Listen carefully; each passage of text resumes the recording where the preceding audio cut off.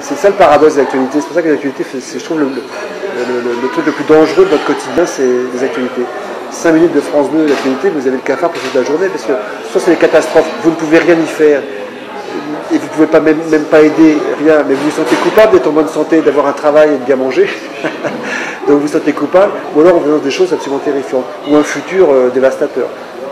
Vous voyez, donc, et ça, je trouve que c'est un vrai poison, ça frilorise les gens beaucoup.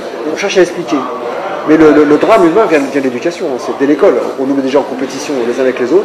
C'est pas parce qu'on est un cancre qu'on est un raté, mais c'est quand même ce qu'on croit. C'est une console, j'étais un gosse assez moyen, c'est ce que j'ai cru pendant très longtemps, quoi. Et c'est faux. Et il y a simplement des structures mentales qui sont plus scolaires que d'autres.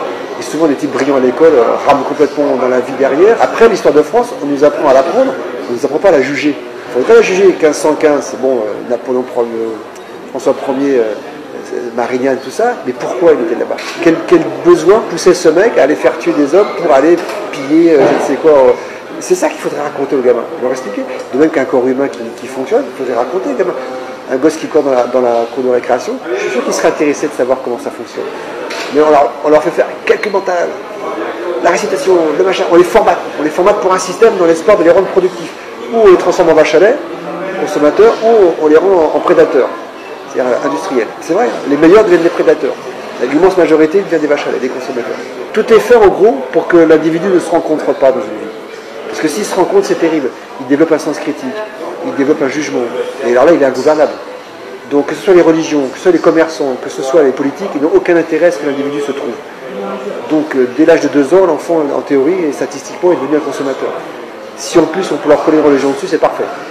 Vous voyez, moi j'étais chrétien, il a fallu que l'époque soit ce qu'elle est pour que je me débarrasse de cette religion, que je n'avais pas demandé. Pourquoi on baptise un enfant? Pourquoi on lui fait faire attendons qu'il ait 20 ans, qu'il ait un esprit critique? Enfin, j'enfonce des portes ouvertes, hein, je m'en excuse, mais c'est vrai. Ces 3 valeurs dominantes, eh ben, elles font un mal de chien, l'individu n'est plus lui. Voilà, sans même se rendre compte, il est assujetti à des règles. Un mec qui est religieux, qui sont des familles religieuses, c'est une catastrophe. La vraie éducation comment dire, affective des gens qu'on aime, c'est de leur apprendre à se trouver eux-mêmes. Et donc à ne pas écouter forcément ce qu'on dit, y compris l'école, même si il faut un peu de réussite scolaire pour pouvoir avoir une place dans ce monde-là.